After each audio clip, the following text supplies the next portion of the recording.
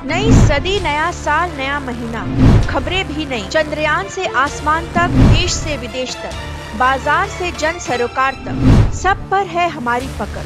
देखिए देखिए खबर सदीनामा सदीनामा सदीनामा। बहुत अच्छा अवसर है क्योंकि आपके पास में साधारण तौर पर भाषा की शौष्ठव है, भाषा के शब्द हैं, तो आपको बहुत ज़्यादा दिक्कत नहीं है। दूसरा जो है कि आप देखते हैं कि आप कोई चीज़ लिखी हुई है और वो जब दूसरे फॉर्म में जा रही है, जैसे रेडियो फॉर्म में जिसमें आप पढ़ते नहीं हैं, सिर्फ देखते हैं, और अगर देखते हैं तो जो स्क्रिप्ट तैयार होती है, जो स्क्रिप्ट लिखी जाती है, उसको सिर्फ बोला जाता है। तो इन दैट केस अगर आप खुद प्रोग्राम कर रहे हैं रेडियो पर या किसी सोशल मीडिया पर, तो आप स्क्रिप्ट बनाएंगे, और अगर आपको वो भी नहीं करना है तो बहुत अच्छी बात है कि आप बहुत अच्छा पढ़ पाते हैं, तो आप वॉइस ओवर का काम बहुत सहज कर सकते हैं। और ये वॉइस ओवर का काम करोड़ों का मामला है। क्या तुम क्लोजअप करते हो? इस तरह की जो आवाज़ें आती हैं, जो दी जाती हैं, वो वॉइस ओवर सुनते हैं, और वो करोड़ों के मैं इसलिए कह रहा हूँ कि यहाँ से पिछले साल 4 बच्चे गए हैं जिन्होंने अनुवाद में काम किया। एक बच्चा मुझसे नाम याद है, मैं लेना नहीं चाहता, वो IIT मुंबई में ट्रांसलेटर है, इसी क्षेत्र का। कहने का मतलब यह है कि मैं वॉइस ओवर के साथ साथ में जो दूसरा क्षेत्र है वो है अनुवाद। अनुवाद का राष्ट्र की जो राजभाषा है वो हिंदी है, और अनुवादक में वरिष्ठ अनुवादक की नौकरी है, कनिष्ठ अनुवादक की नौकरी है।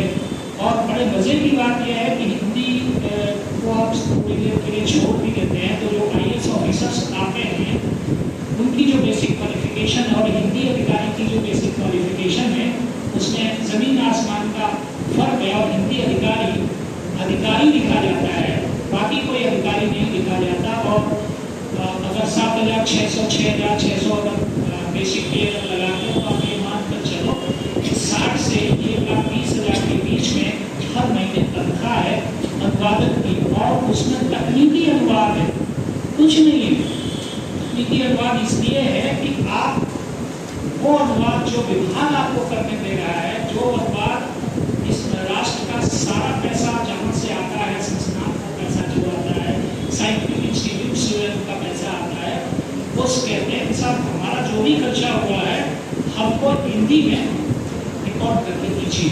तो वो एक अनुवाद का बड़ा क्षेत्र है जहाँ पर हिसाब किताब लाखों में है। और यही नहीं है, इसकी बाकायदा जेब में बिडिंग होती है कि आप अगर घर से भी अनुवाद कर सकते हैं, आप अनुवाद ले सकते हैं, सबलेटिंग कर सकते हैं, सबलेटिंग किया हुआ काम कर सकते हैं, और ये मामला करोड़ों का है। इसलिए आप अपने को थोड़ा सा चेंज कर दीजिए, थोड़ी सी सीट बेल्ट बांध दीजिए, और इस आपके ही हाथ में है। तो कुल मिलाकर मैंने 3 बातें कही हैं। वो है अनुवाद का है, भाषिया का है, वॉइस ओवर का है। और आश्चर्य की बात यह है कि जब से डायलॉग सिस्टम आया है, तो बंगला की जो फिल्म है, बंगला की जो OTT प्लेटफॉर्म्स हैं, वो हिंदी में जा रहे हैं, हिंदी वाले बंगला में जा रहे हैं, बंगला वाले तमिल में जा रहे हैं। और आप एक शब्द बहुत साधारण सा है, सिंह, माने जो स्क्रिप्ट आ रही है, वो डायलॉग बोले जा रहे हैं बंगला में, आपको सीधे हिंदी में करके अगर आप बोल सकते हैं बोल दीजिए, नहीं तो 2 लाइन को अनुवाद करके दे दीजिए। और ऐसी संस्थाएं आपके कलकत्ते में मौजूद हैं जो ये काम करती हैं और लगातार करवा रहे हैं। जो लोग कहीं काम नहीं कर रहे हैं, अरे वो न बोलते हों, लेकिन ये बड़ा कारोबार है। कारोबार इसलिए है कि हिंदी फिल्में कभी लाहौर में बनती थी, उसके बाद पूना में बनने लगी, फिर कोल्हापुर में बनने लगी, और लास्ट में बम्बई चली गई। मेरी भाषा हिंदी नहीं, लेकिन जमाने के हिसाब से जो हीरो डायलॉग बोलता है वो अंग्रेजी में लिखे हुए, रोमन में लिखे हुए। मेरे कहने का मतलब है कि जहाँ पैसा आएगा चीजें बनी जाएंगी। और पुरानी सारी फिल्में, सारी कहना तो गलत होगा मेरे लिए, बहुत सारी पुरानी फिल्में हैं जो हिंदी में बनी हैं और जिनका बंगाल की बनती है और लंबे समय तक बनती नहीं है। तो ये एक और फील्ड है जहाँ पर बड़े आराम से आप कमाने का हिसाब बैठा सकते हैं। इसके बाद बड़े आश्चर्य की बात है कि जैसे हमने कहानी लिखी, कविता लिखी, कई बार ऐसा होता है कि हमें लिखने के लिए कंटेंट राइटिंग की जरूरत पड़ती है। तो कंटेंट राइटर्स लोग बोलते हैं भाई आप कंटेंट लिख लीजिए, आप कहानी कविता छोड़िए, लेकिन इस विषय पर आप अपना मैटर बनाकर दे दीजिए। और इसकी बाकायदा सोशल प्लेटफॉर्म्स जब से आए हैं, आप थोड़ा सा नजर डालेंगे तो आपको मोटा मोटी तरह के काम मिल जाएंगे। इसके अलावा प्रकाशन इंडस्ट्री, बंगला पब्लिक प्रकाशन इंडस्ट्री यहाँ है, हिंदी की भी इंडस्ट्री यहाँ है। एक छोटा सा काम है, हर अखबार में जरूरत पड़ती है, हर पत्रिका की जरूरत पड़ती है, वो है प्रूफ रीडर की। प्रूफ रीडर में आपको बहुत ज्यादा ज्ञानी होना जरूरी नहीं है, लेकिन आप प्रूफ ठीक से कर सके, ये एक बड़ा काम है। आप प्रूफ रीडर में के लिए अपनी टेक्निकल कुछ ट्रेनिंग होती है, नहीं तो जो सरकार है वो दे देते हैं। करीब करीब सभी अखबार में प्रूफ रीडर की जरूरत है, प्रूफ रीडर हैं। और इसके अलावा पत्रिकाओं को प्रूफ रीडर की जरूरत है। प्रकाशन जो इंडस्ट्री है, उस इंडस्ट्री ने सिर्फ प्रूफ रीडर का नुकसान किया है, बोलकर बहुत अच्छी किताबें पढ़ने लायक नहीं होती। एक बड़ा एक क्षेत्र है, अखबार में प्रूफ रीडर की जरूरत है, किताबों के लिए प्रूफ रीडर की जरूरत है। और तो और जो किताबें आपको पढ़ने के लिए दी जाती हैं, टेक्स्ट बुक्स की जरूरत है, उसमें भी कहीं न कहीं प्रूफ रीडर की बड़ी भूमिका है। मैं तो बड़ा चिंतित होता हूँ जब हमारा बड़ा लेखक कहता है साहब प्रूफ रीडिंग भी हम कर देंगे। प्रूफ रीडिंग आप कर देंगे, अच्छी बात है, लेकिन किताब कैसे बनेगी ये आप नहीं कर सकते। प्रूफ रीडिंग और तकनीकी मामला है। मैंने जिन चीज़ों पर बातचीत की है उसमें अखबार है, ऑफिसर है, प्रूफ रीडिंग है, और लास्ट में जो बोलना चाहता हूँ वो ये है कि सोशल मीडिया में वो काम भी आ गए हैं आपकी भाषा के लिए जो पहले नहीं थे। और जो पहले नहीं थे, अगर आप हिंदी के स्टूडेंट नहीं भी हैं, इतिहास के हैं, विज्ञान के हैं, तो भी इनकम के तौर पर आपको बहुत सारे काम भी मिल जाएंगे। यहाँ ये जो जगह है जहाँ मैं खड़ा हूँ, पूरे हिंदुस्तान में दो बड़ी घटनाओं के ऐतिहासिक कारण है। एक ये है कि हम अंग्रेजों ने पेशवा को पूना से कानपुर शिफ्ट किया, और हमारे दिमाग में आज तक यही बैठा था। 4-5 साल पहले रिसर्च शुरू हुई तो पता चला कि अवध के नवाब को अंग्रेजों ने यहाँ नहीं बुलाया, वो अपनी मर्जी से आए। 3 दिन नाव में खड़े रहे, लेने क्यों नहीं आया, तो अंग्रेजों ने ये कह था कि हमने आपको बुलाया नहीं। लेकिन आज की तारीख में देख लीजिए कि कानपुर के पास में कोई शहर, कोई कस्बा ऐसा नहीं है जो मराठी भाषी लोग नहीं है।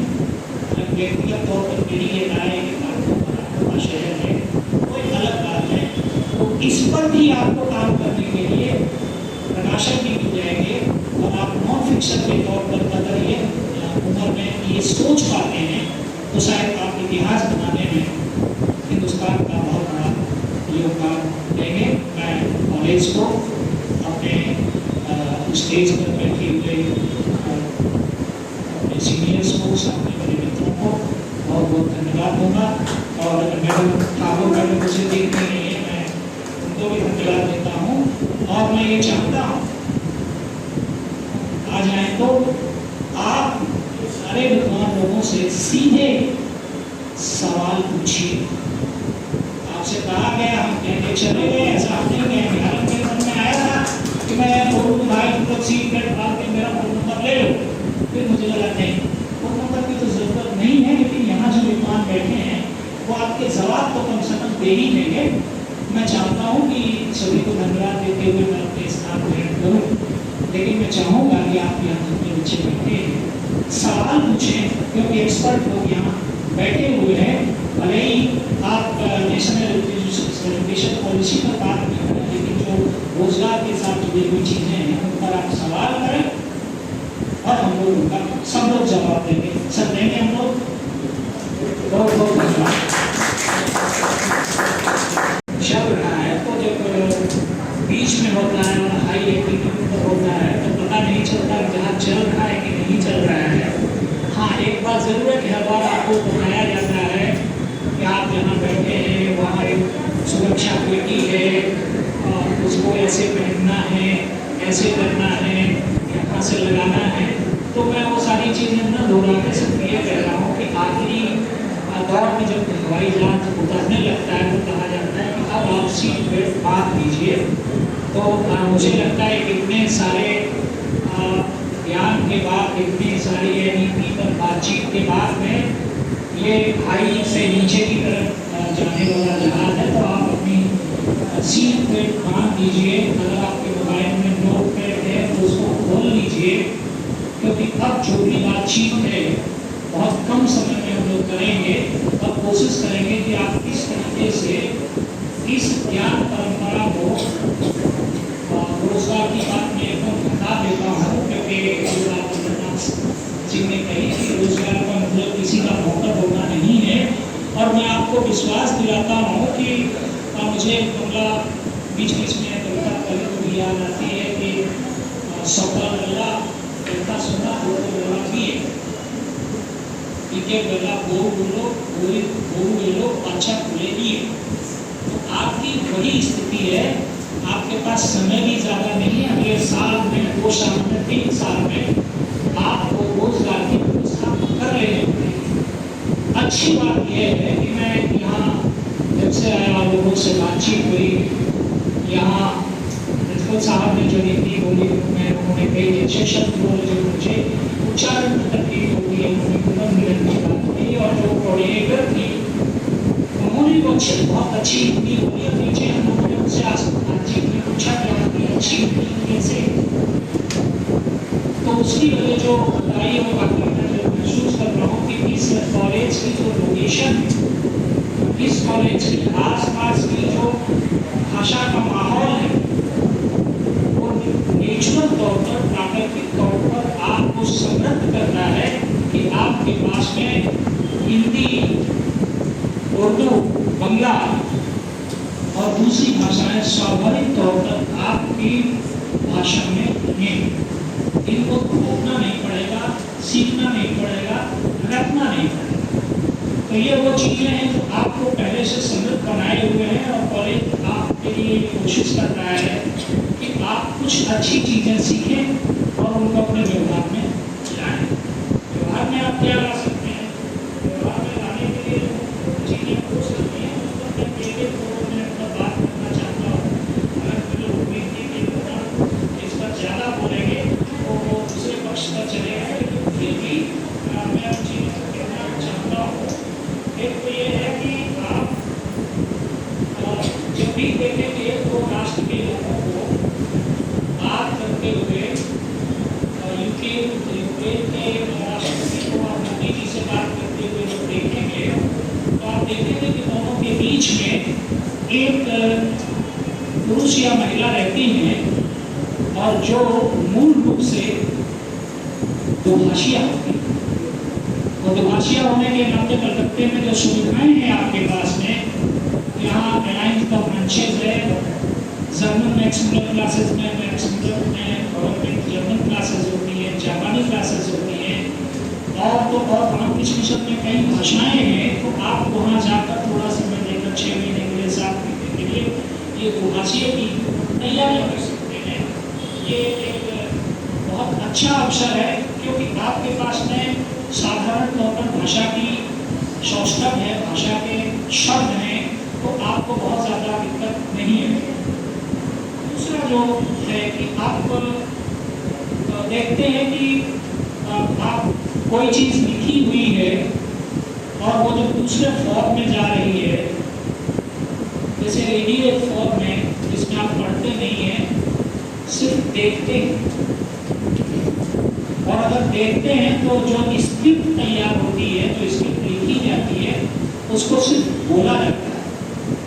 तो इन इन दैट केस अगर आप खुद प्रोग्राम कर रहे हैं रेडियो पर या किसी सोशल मीडिया पर तो आप स्क्रिप्ट बनाएंगे, और अगर आपको वो भी नहीं करना है तो बहुत अच्छी बात है कि आप बहुत अच्छा पढ़ पाते हैं, आप वॉइस ओवर का काम बहुत सहज कर सकते हैं। और ये वॉइस ओवर का काम करोड़ों का मामला है। क्या तुम क्लोजअप करते हो? इस तरह की जो आवाज़ें आती हैं, जो दी जाती हैं, वो वॉइस ओवर होते हैं और वो करोड़ों में मैं इसलिए कह रहा हूँ कि यहाँ से पिछले साल 4 बच्चे गए हैं